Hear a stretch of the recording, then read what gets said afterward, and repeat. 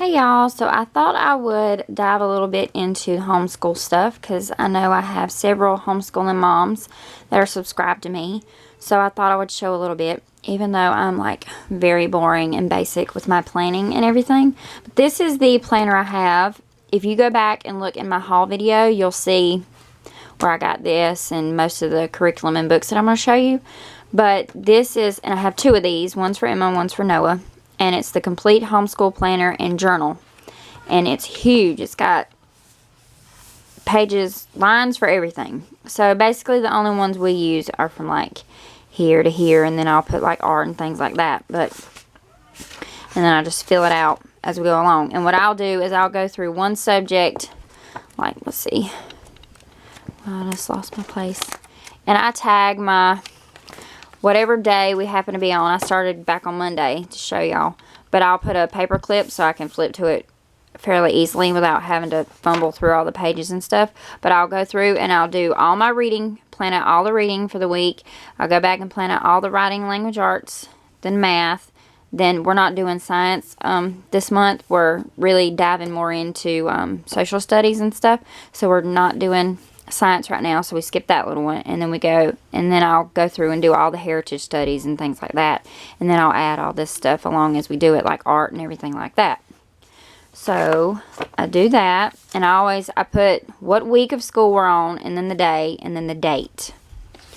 And then I don't really fill in the hours part and stuff like that, because in our state there's not a certain amount of hours you have to homeschool. So, and then this is what the month looks like. I need to go cross off these days, but this month is, and then I have on here what week we're studying things that just helped me remember. We did Native Americans, Christopher Columbus, Jamestown, and then the week of Thanksgiving we're doing Plymouth. And we'll probably school on Thanksgiving too, since their dad has to work, so we don't really get a break on Thanksgiving, but we still celebrate. We do our school early in the morning and do fun stuff involving Thanksgiving, and then Thanksgiving evening we spend time with their dad. So, and then I always write down the days on here. That helps me keep up with the days we're on. In the state we live in, you have to have 180 school days. So that's what we're doing here. So this week will end with day 70. And this is what my calendars look like. I can show you. We took a fall break in October, and then this is what the rest of them look like. This is how I keep up with our days. See, I told y'all it's like a fairly boring system, but it's the simpler the better for me. And then I paper clip, even though there's tabs on it, I paper clip what month we're on just so I can easily just flip right to it. And I use, for my planning and for my days and things like that, I use a mechanical pencil. That way I can easily erase it if I make a mistake. And all that stuff, because I'm known to make boo-boos here and there, so I just use a pencil. That way I can just erase my mistake, because if I was to spend time and type up our schedule and all of that, I would be going back and crossing stuff out, because I just like it a lot better to have the choice to have pencil to write in. Okay, so now I'm going to show y'all about how I arrange their work for the week. So for their work for the week, I just use standard folders. It's a 2-pocket folder, and she probably is almost due for another one because this one's kind of breaking a little, but it was only I think it was like 50 cents at the beginning of the year, and she likes it. It's colorful. We know that it's hers, and I just take all their worksheets and things that they're going to be working on in here. So if it's a loose piece of paper, I put it in here, and then when they're done with that piece of paper, we put it in the file. Oh, I guess I should have brought those in here to show y'all too. But when they're done, they put their work that they finish for that day into the file folder for that month. So they've been putting things into their November file folder, and then we file it away with all their records to keep up with the work they did. So this is their folder. And on this side, I put the reader that she's in currently. So we're in this reader right now. This is Reader C for her curriculum. So that's the reader she's working on. And then, so that always stays, whatever reader she's doing, for that week stays in this folder. So it's easy to get to, and we don't have to fumble through our books. And then, obviously, we haven't done this today yet. We haven't done school yet today. I thought I would show y'all before, so y'all would have something to look at. Okay, so I always, when I'm going through to put their work in their folders, I do reading first. And this is one of her reading papers first. So I go through and I pull out all her reading papers, and I'll put that in a stack. And they all have the date for the day they're going to be done. And then I go through and I do math. So math always comes next. This is the order I do it. Every week I do the same order for each subject. So reading always comes first, and then I do their math next. And then this week it's heritage studies comes next, and then so on. And then it starts over for the next day. So reading, and then math, heritage studies, and so on. And that, I don't know, it's like a fairly easy system, I guess you could say. And people are like, how do you keep up with it? I just, basically, I go by the date. I just look in, I guess I could put like, you know, different tabs or a file folder in between it. But this just works. This is I've been homeschooling for 4 years, and this just is what, you know, works best for me. And it's easy and simple, so that's just what I've always known. So I think if I tried to do something different, I'd probably be like a walking brain fart and forget everything. But I've thought about workbox systems, but I would need 2 separate ones for the 2 different grade levels I'm teaching right now. And we really don't have the space. But I think once we have our remodel and build onto our house, I might be able to switch over to a workbox systems that would be more, I guess you could say, organized. But this is the way I organize everything, and it's worked for us really, really well this year. I have a whole nother folder for Noah as well. So, and it's working really well. The only thing is the folder wears out a little bit, but I can go buy another 50-cent folder. But yeah, this is it. I have it. Everything's dated, and everything that has the 18th on it will be done today, and then the next day, and so on. So I always look in here. Usually what I'll do is I'll go in her folder, get all the pages out, or she'll go in her folder and get all the pages out for that certain date, pull them out, and then we'll just set the folder to the side. And that's how we work on it. So it really works well for us with this system.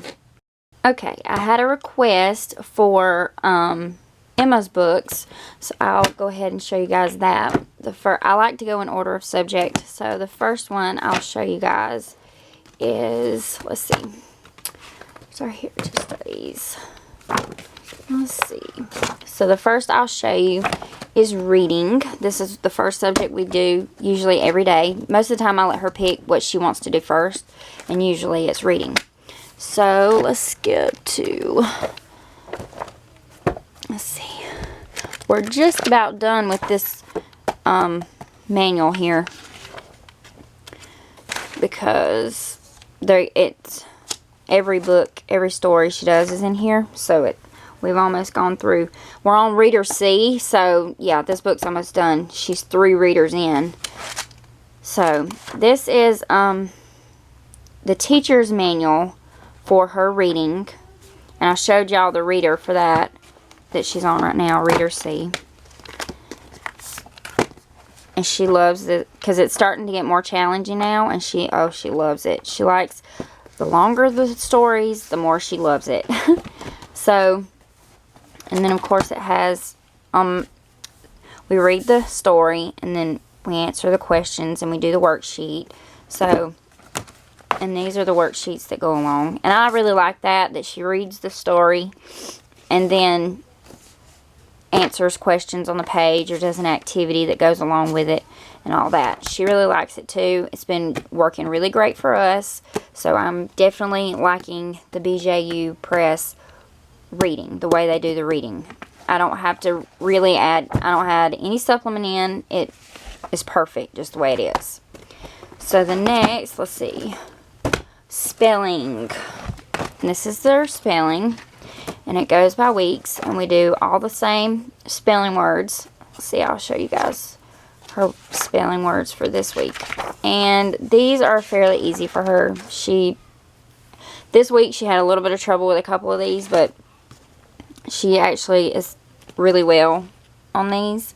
So the spelling is slightly easy for her, but she's a little bit like me, and she prefers spelling and English and all that, so she excels in that.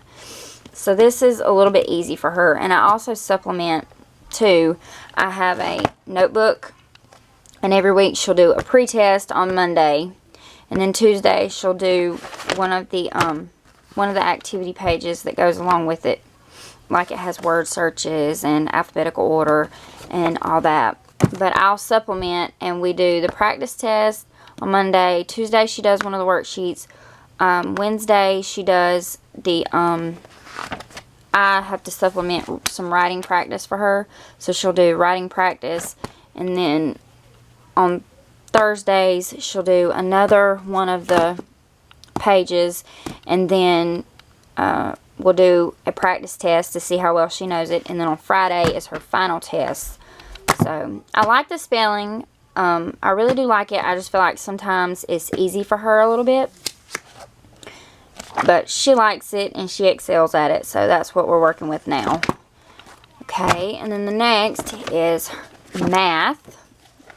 And then this week she just did a test, and she's going to be working on I like how it breaks up all the chapters, and then it'll tell you what they're learning. So she's starting on fractions this week, so that's really good. Math is a little bit more challenging for her, and these are some of the worksheets for that. And math, and so she's going to be doing fractions and everything this week. But math is a little bit more challenging for her. But I'm really loving all the BJU. The only complaint I had was with the spelling. It's a little bit easy, but that's okay. And then the next subject, math is challenging for her, but she's getting the hang of it. And BJU, this curriculum is really good for explaining things out really well. So the next, let's see, is Heritage Studies. Basically, it's social studies, but BJU calls it Heritage Studies. And we have skipped ahead, so we're on Jamestown this week. So I skipped several chapters so we would be able to correlate these chapters with Thanksgiving. So this week it's Jamestown. And then, let me skip ahead and show you guys. It'll be,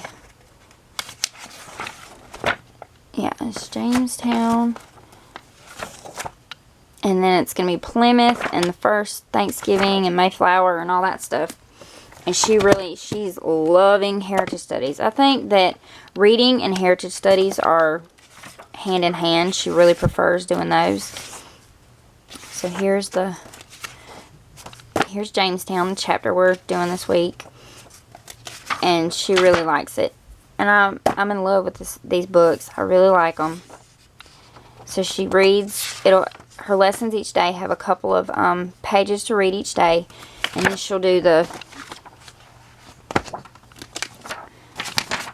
activity that goes with it. And then here's one that she'll be doing next week, because I've already pulled all her pages for this week, but this will be for next week. And at the bottom of each worksheet, it'll tell you the lesson and the pages that you were supposed to read. So that also helps me from having to pull all my books out and all my all the planner and everything out. Is it tells me what pages and everything that it goes with. So I can just pull out the book and say, okay, we have to read this, and then you can do this worksheet. So she really likes that. We really, really, really, really loving all this. And I just love how it's big text. It's easy for her to understand. And let's see, let me flip back to the beginning of this chapter. See, and the vocabulary for that chapter. And I like how it has like a little poem at the beginning of each one. To a wild new shore, over the sea, the English came to a wild new shore, and a land untamed. The men who worked hard, and the rough years passed, by the grace of God, Jamestown would last. And then it has the vocabulary and a nice picture to give her a visual example of what Jamestown probably looked like. So I really, really like it. I feel like I kind of just rambled and rushed through this, but I have to get on to teaching them all this today. But hopefully it made a little bit of sense and I wasn't rambling too much. And hopefully, but if there's something else that anybody wants to see, that of course they can always just say, well, what's this? And how do you do this? And what do y'all use for that? But I do some supplements. And of course y'all see we do our crafts and things that go along with their lessons for that week. So we really love doing crafts. We do other worksheets. They also like to do abcmouse.com. So we do a lot of stuff. I feel like sometimes I don't always show a lot of the things we're schooling and doing that week. So I guess you guys should let me know and tell me what you want to see that we might be doing. You know, just be like, what are you guys doing in heritage studies this week? What are you guys doing in science this week? What's Emma reading about? You know, and I'm always open to suggestions and questions and what y'all want to know or see. So don't be afraid to ask me. I'm always open to show you. I just feel like some weeks I show more school than others, and that's perfectly fine. But if you have a request, just let me know. Oh.